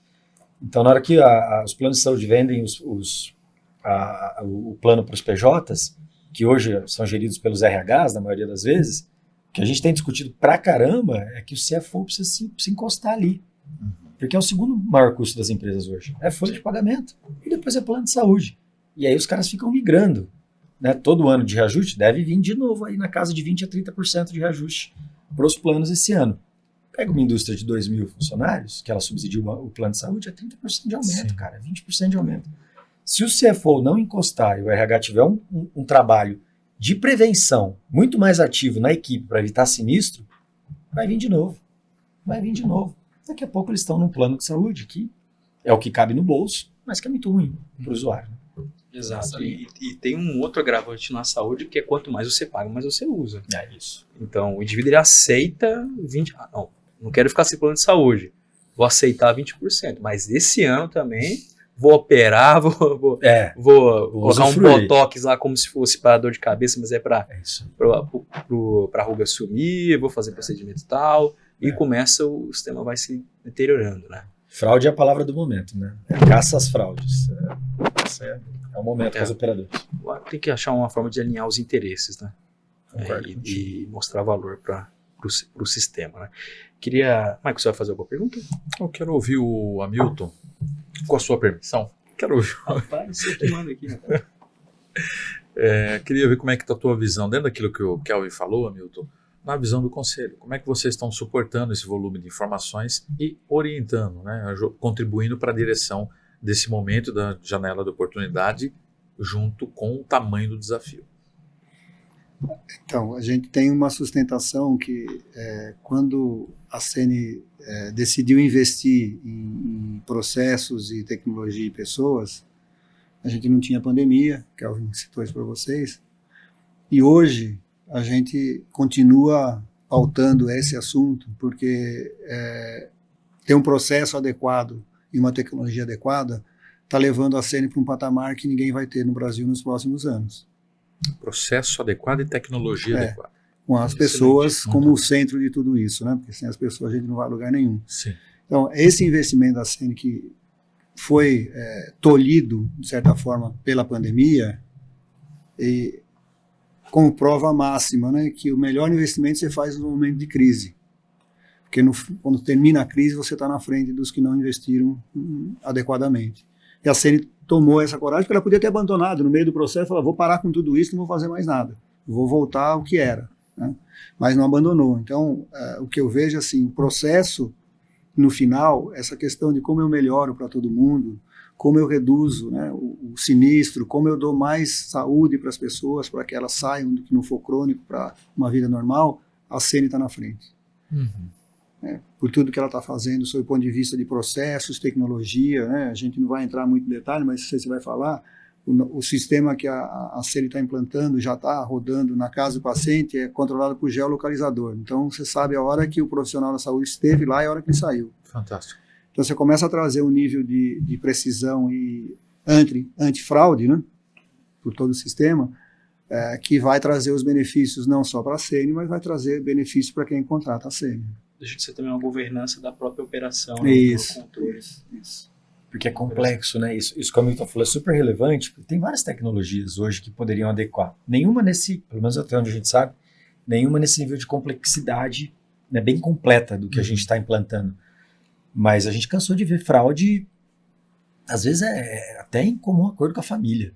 De, pô, assina as folhas aqui, que é para você receber da operadora, vai lá, o profissional que prestou o serviço, físico, fono, nutri, médico, assina a folha, a família assina, eu tenho que mandar isso para a operadora para pagar. Mas a gente pega, às vezes, situações que o paciente não recebeu nenhuma sessão de fono nesse mês, nenhuma sessão de físio, e os relatórios estão todos inseridos. Para mim, foi feito, vou faturar. A família abre uma ouvidoria na operadora, dizendo, ó, ninguém veio. Aí a operadora pega a conta e fala, como? Tá cobrando. Você está me fraudando. Eu falo, não sou eu. O cara inseriu para mim, mas é o meu prestador, então o problema é meu, sou eu, certo? Com esse modelo, o cara chega, põe no gel, então já pega já geolocalização, não tem como ele não ter ido, ele faz o relatório, ele assina na tela, dá para a família assina na tela, eu já tenho a ficha pronta, antifraude. Só que são 6 mil profissionais para aderir a esse processo, que não tem o menor interesse. Tem gente boa no mercado, tem gente, como em todo lugar, tem gente boa, gente séria e gente que não é séria. Mas é muito complexo, o celular não funciona, não, ele funciona offline, você não precisa de internet, pode fazer. E você vai desconstruindo as muletas para chegar onde a gente quer. Mas não é do dia para a noite. Não é do dia para a noite. Porque é uma mudança cultural também, né? É uma Sim, mudar o que eu te falo, jeito. que a gente falou desde o início, entendeu? Que vem antes da mudança tecnológica. Né? Isso. Agora, nesse processo, vocês estão auditando todo o processo, quer dizer, você já entrega o trabalho auditado. Né? Para o faturamento isso ajuda muito, porque você imagina as fichas, como a maioria hoje é. Tudo bem, você tem que pegar aquela ficha ou fazer uma foto dela para imprimir, para pôr na conta e mandar. Mas são 2.500 pacientes esparramados em tudo que é estado, em tudo que é cidade. E eu não consigo fechar a conta sua, eu tenho que fechar a conta da operadora, que tem esses pacientes esparramados para tudo que é lado. Se eu não pegar todas as fichas, não pôr dentro da conta, não colocar lá, eu não faturo. E a operadora de saúde, se eu tenho que faturar até dia 5, eu não faturei no dia 5, é só no 5 do outro mês. Já é 30 dias a mais. Caixa, bagunça. É isso. Então, assim, é uma baita de uma mudança. Está todo mundo fazendo. Uns fazem as assinaturas, que é o que a operadora precisa, outros relatórios, mas integrado, desse jeito. E o segundo passo que a gente já está lá para pôr é a estrelinha, igual o Uber. Como é que foi o atendimento desse cara? Na hora que a família assina, ele vai lá e põe a quantidade de estrelinha no cara para a gente classificar os melhores prestadores. Já está pronto. Mas, de novo, precisa amarrar com uma política de qualidade parecida com a da TAM, que a gente brinca lá, que o cara faz um puta atendimento que você fala, ó, você vai receber um e-mail, me qualifica lá. Porque é um ganha-ganha, né? Sim. A política está estabelecida, o cara dá um bom atendimento, pede para você avaliar ele, cria engajamento na tua avaliação e ele vai continuar te atendendo bem porque ele vai receber o bônus dele. E todo mundo fica feliz. Sim, perfeito. Mas tem que estar bem amarrado. Né? Excelência, né? Excelente. Queria, aqui caminhando para o nosso encerramento, queria fazer uma última pergunta. Se o Marco tiver mais perguntas, fica à vontade. Obrigado.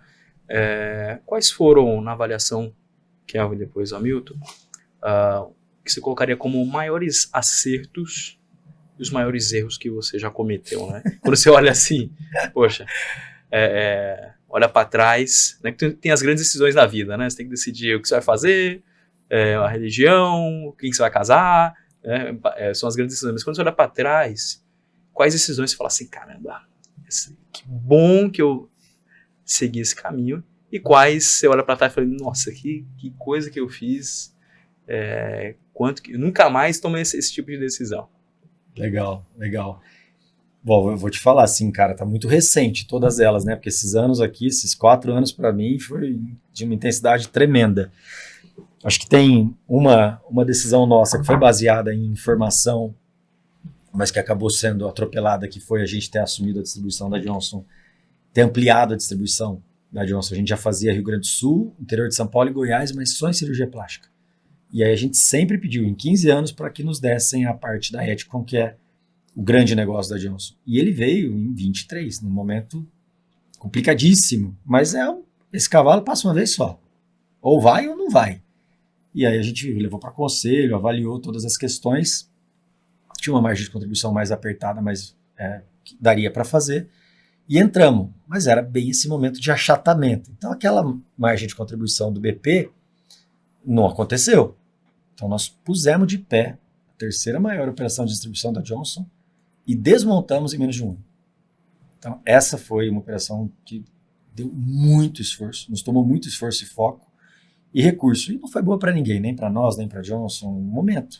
Momento ruim, nada mais do que isso. Timing ruim. E acabou as outras distribuições que a gente já tinha, que eram rentáveis em virtude disso. Então, essa foi uma decisão, por mais que bem pautada, ruim, no momento ruim, pelas circunstâncias, não pelo business, nem pela empresa, e sim por essa questão tomada. Uma outra coisa que eu não me conformo é eu não ter visto a pandemia. Isso é um negócio que até hoje eu não me conformo como é que eu vi isso acontecendo na China e não imaginei que fosse acontecer aqui. Eu não me perdoo por não ter enxergado isso com um pouco mais de antecedência. E com certeza a melhor decisão que a gente tomou foi no momento da implantação da governança e nesse roadmap de profissionalização que a gente tomou lá atrás. Começou na auditoria, fim de qualquer tipo de informalidade, a gente revendo os processos, a montagem do CSC, toda essa base estruturada, essa decisão de ir por esse caminho que foi muito vinculada às boutiques e aos fundos de investimento indo lá em Rio Preto falar com a gente, querendo comprar. Aí que nós fomos entender o momento de consolidação e entendemos quais eram os passos para se preparar profissionalmente para isso e começamos a pôr isso no nosso planejamento e no roadmap. Então, um deles era ser a maior empresa de capilaridade do Brasil, a que tinha mais área de atendimento no Brasil. Nós montamos isso e executamos ano a ano. Quantidade de filial, nos posicionamos como a maior capilaridade de home care do Brasil e preparamos um alicerce para que isso acontecesse nesse segundo momento. Só que a pandemia rolou isso um pouco para frente. Mas essa, para mim, foi o melhor posicionamento que nós tomamos como empresa mediante aos nossos concorrentes. Porque depois que nós fomos para o Nordeste, todo mundo foi. Mas a gente já estava lá, nós estamos lá há mais de 15 anos. A gente tomou essas decisões que foram muito acertadas. Uma característica da empresa de liderança de mercado, né? De tomar risco, de ir na frente, isso vem da tua mãe, né? É isso aí. Esse DNA, né? Mas uma loucura, né, cara? A gente abria acho que 4 filiais por ano. De novo. Espetacular. Hamilton, queria adaptar a pergunta para você para da seguinte forma, né? Quais são as melhores decisões que você vê as empresas que prosperam tomando, né? Quais são as piores decisões que uma empresa que realmente dá certo pode tomar? A primeira péssima decisão que uma empresa pode tomar é ver com fatos, números e tais aparecendo em tudo quanto é relatório para você que você está perdendo dinheiro naquele negócio e insiste no negócio. Então, esse é um erro que acontece em todas as empresas. Às vezes é um produto, às vezes é um negócio inteiro. Está perdendo dinheiro. Também, né? Até conosco. Nós passamos por isso também na CN. Às vezes é uma conta, você está trazendo um paciente para dentro de casa, está perdendo dinheiro nele, mas você traz. Ah, mas a operadora está ganhando dinheiro, mas você está perdendo dinheiro naquele paciente, está pagando para cuidar do paciente. Né? Então esse é um erro que qualquer negócio, seja ele pequeno ou grande, não dá para aceitar. Ou seja, um apego a negócios ruins. Você insiste e acaba realmente saindo muito mais caro. O lado legal, pegando ainda a questão da Johnson, eu acho que o maior reconhecimento que a gente tem é que quando percebeu, tomou a decisão e rapidamente saiu do negócio. Foi rápido. Não foi? Foi muito rápido. Não ficou 6 meses, 1 ano discutindo se vai sair, não saiu do negócio. O conselho, né, Milton? Foi. O conselho. Se a gente não tivesse uma governança estruturada, se não tivesse uma governança estruturada, o lado emocional talvez ficaria e levaria para uma situação complexa. E o viés dos custos irrecuperáveis, né? Quanto mais você perde dinheiro em alguma coisa, maior tendência é você se apegar. Eu aprendi com um cara de RH, ele falava, é melhor um fim horroroso do que um horror sem fim. Cara, termina logo com esse horror, do que você vai ficar com esse horror, não termina, todo dia você chora. Isso é importante para nossa audiência. Como que é melhor um fim horroroso do que um horror sem fim. Sensacional. Cara, tá ruim, tá uma desgraça, tá perdendo dinheiro, jogando dinheiro na lado do lixo, acaba logo, termina, acabou o horror, pronto, começa de novo. Né? Outras oportunidades você tem à frente. Então, esse é o grande, vamos dizer assim, a grande chave do sucesso dos negócios, quando você tem governança e boas práticas. Dinheiro não aceita desaforo. Se você está perdendo dinheiro, é melhor você rever se aquilo de fato é um bom negócio para a tua empresa. Você precisa pagar seus compromissos, pagar seus funcionários, seus fornecedores, distribuir lucro para os acionistas. Se você não está fazendo lucro, tem alguma coisa errada. Qual é o fator que você tem que olhar com profundidade para trazer a empresa nos trilhos? Né? E às vezes é um apego, às vezes o cara fica preso naquilo, nossa, mas isso aqui começou lá atrás, tem uma história e tal, mas... Não faz mais sentido. Não faz mais sentido, e às vezes é difícil para quem está emocionalmente apegado naquele negócio, você fala para ele, para, né, não faz mais. É aí que eu falo que o independente, numa empresa familiar, que é onde eu me especializei, o independente tem essa frieza, né, não tem aquele apego, porque aquilo começou lá com meu sobrinho, minha prima, aquilo foi construído porque alguém tocava, e aquilo era um negócio da família. Negócio da família, né, não pode virar uma dívida. Isso. É interessante, sim, nesse modelo, por exemplo, de Rio Preto, que é mais regional, fica mais fácil de visualizar. Mas tinha lá os laboratórios, a DASA, naquele momento de comprar, comprou 2 laboratórios conhecidos da cidade. Quando a DASA comprou com aquele projeto dela de oferecer plano de saúde, os convênios locais olharam e falaram, o quê? Então agora vocês estão descredenciados. Ficou isolado, porque dentro de uma cidade no qual roda, a maioria das Unimedes, né, roda o convênio local ali, está descredenciado, vai viver do quê? Só das nacionais? Não tem volume, não é igual São Paulo. Não tem volume. E os outros que não venderam, falam, pô, beleza, vai vir para mim. Aí ela vira e fala, bom, esse negócio é um lugar que eu vou verticalizar, vou fazer meu próprio laboratório. Montou o próprio laboratório. Os que venderam, 10 para os donos, saíram bem. Os que ficaram, não ficaram nem com o dinheiro da venda e nem com o credenciamento da operadora local. Tem um problema na mão para resolver.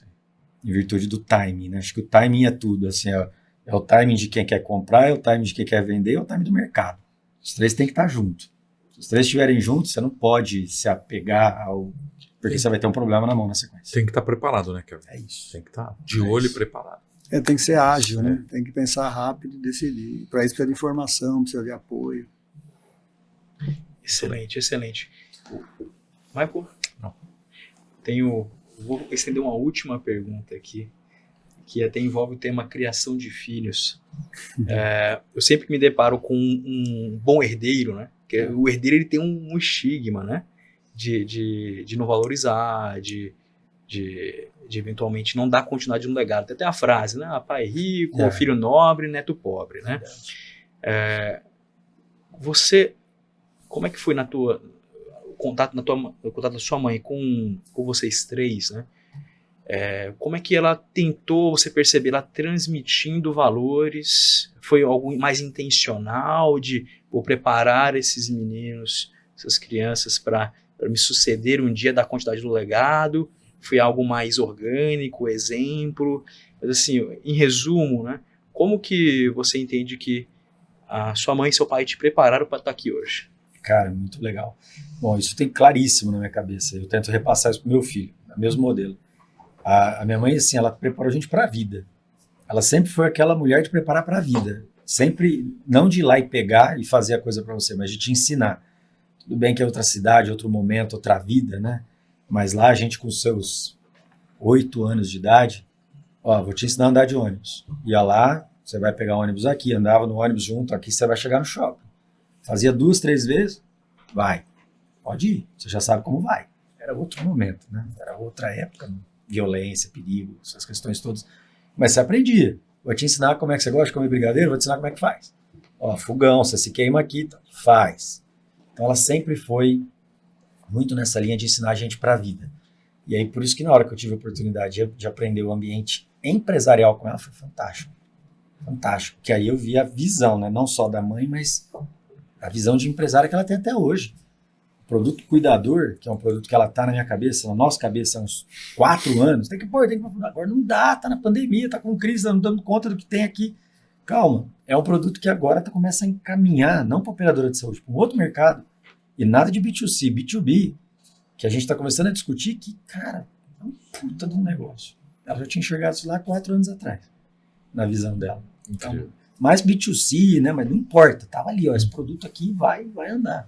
Então é muito bacana. Assim. E como que você tem se preparado como você tem preparado a próxima geração? O meu filho está muito novo, né? Está com 3 anos. Mas essa também, nasceu meu filho no meio desse caminho todo. E eu estava como presidente da associação comercial de 20 a 24. Então, cara, de 20 a 24 foi uma coisa doida de intensidade. Mas eu vou na mesma linha. na mesma linha com ele, né? Então, como é que eu pego lá eu queria uma porção de batata frita lá no clube, vai lá e pede. Mas como é que eu faço? Fala com aquele cara, com o garçom, eu vou atrás para ver. Mas é muito bacana, já vai lá e se vira desse jeito, tá? Com 3 aninhos, pede. Eu vou muito na linha dela, que acho que é uma linha que deu certo. Excelente, vou abrir aqui para nossas considerações finais. Michael, como sempre, né, e todas as vezes a gente se surpreende aqui, imensamente, um privilégio realmente poder conhecer a história de vocês, a expertise de vocês, né? E o que eu digo para a nossa audiência é o seguinte, né? As maiores pessoas da saúde brasileira e mundial são seres humanos normais, com os mesmos dramas, com as mesmas falhas, né? E a diferença, de fato, é a forma de se posicionar no mundo, a persistência, o quanto que incorporaram sabedoria e como realmente se portaram, como agiram, né? No mundo, né? Quero abrir aqui para as considerações finais, Michael, de cada um. Michael, Hamilton. Muito bom, Rômulo. Agradecer imensamente a vocês, Hamilton, Kelvin, essa família linda, essa história linda, realmente é inspiradora. Eu penso que nós tivemos aqui, Rômulo, uma aula, né? Para quem nos acompanha, nós temos muitos médicos, novos empreendedores. Entender a organização parece, às vezes, simples, não é tão simples, né? Você entender uma estrutura de organização, como ela funciona bem.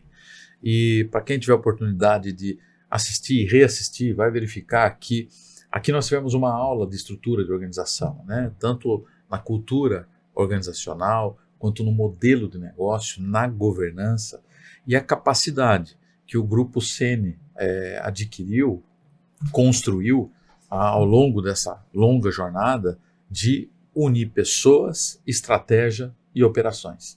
Então, isso não é algo simples, mas é algo que está muito claro para mim que o Grupo Seni faz com muita eficiência, direcionado à experiência do cliente na geração de resultado do negócio. Então, essa organização, se a gente mapear ela dessa forma, a gente começa a entender, opa, peraí, tem um modelo que, se eu me atento, ele funciona, né?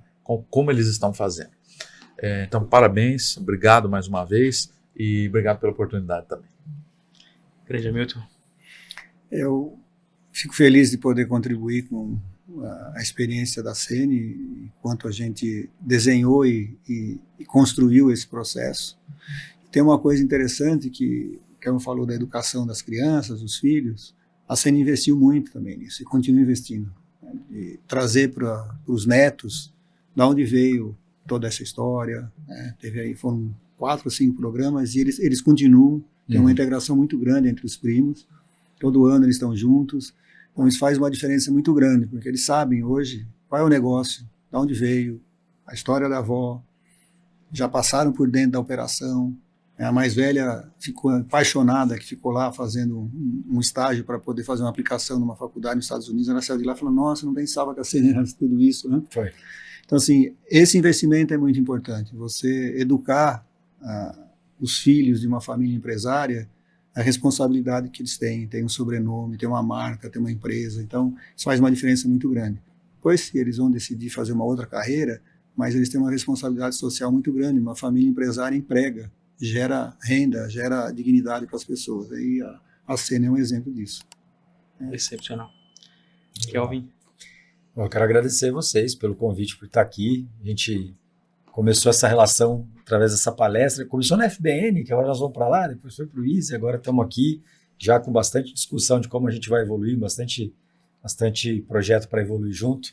Eu preciso agradecer ao Hamilton, que está com a gente há bastante tempo, nos ajudando a levar a família para outros patamares. Não é fácil, né? Dentro do desenho, para chegar de uma ponta a outra, a gente judia dos clientes, judia das famílias, dos colaboradores. Não dá para fazer uma transição, né? Sem quebrar os ovos. Vai quebrar alguns ovos mesmo. A questão da saúde emocional nesses anos não foi fácil, né? Para nós, para a equipe, para todo mundo. Você vê o mercado desmoronando, você fala, eu vou cair junto, não vai ter jeito. E aí, continua remando, né? Todo mundo, o time inteiro remando, para a gente poder sair do outro lado mais fortalecido. Acho que é isso que está acontecendo. E a gente agradece muito por poder vir aqui e falar essa história, porque às vezes as pessoas não sabem. Eu sempre adoro ouvir as histórias, a gente sempre pega alguma coisa importante e e traz para a realidade. Então, de novo, agradecer vocês, agradecer toda a equipe da Sênia, a dona Sueli, todo o nosso time aí, que ninguém faz nada sozinho e tudo é construído. Então, obrigado. Também agradeço a presença de vocês, os ensinamentos, né? Eu acredito que dos últimos meses, Michael, uma grande parte da nossa evolução foi nessa mesa aqui, conversando com líderes da saúde, e hoje a gente sai, com certeza, com várias lições muito importantes, que vão ampliar a nossa visão, dão para a gente mais critério, né, Michael? E é interessante, acabei de vir do Salão das Clínicas da USP, sou mentor de startups lá na área de inovação, e quanto a gente ganha de quilometragem emprestada, né? Que sentido? Eu tô usando, tô sentando com a startup lá, com um problema de tração, com um problema de sociedade, governança, enfim, e aí eu consigo acessar a experiência de quem eu ouvi nessa mesa. Que legal. E aplicar, e a gente ganhar sabedoria, né? Sabedoria por osmose. A gente sempre brincava no colégio, né? Eu era bem nerd no colégio, queria fazer medicina, era muito nerd. Aí o pessoal falava assim, vou sentar perto do Ron para aprender por osmose. Uhum. E eu descobri que a gente aprende por osmose. Legal, legal. A gente aprende por osmose. Aqui eu aprendo por osmose. Né? Isso, e aliás, eu diria um dos melhores métodos possíveis de você aprender por osmose, né? Não é só uma brincadeira. Senhoras e senhores, esse é o Audazes. Vocês estão vendo aqui o nível de discussão, o nível de contribuição para a sua vida. Assim como eu, como o Michael, como várias outras pessoas no Brasil estão se beneficiando da experiência de quem já fez, quem realizou, e pode falar com autoridade, com conhecimento de causa e com resultados comprovados, você também pode aplicar isso na sua vida. Eu te faço um convite especial. Se você é líder em alguma instituição de saúde, você é um decisor, é alguém que realmente tem alavancagem e quer evoluir, quer crescer e quer ter contato com os principais líderes da saúde, entre no Audazes Hub. O Audazes Hub é um grupo de networking e coevolução gratuito para líderes da saúde. Basta você se inscrever na descrição do vídeo, você vai passar a ter contato, criar relacionamentos e aprender com os maiores líderes da saúde. É isso, muito obrigado pela audiência, fiquem com Deus e que nunca te falte audácia. Grande abraço.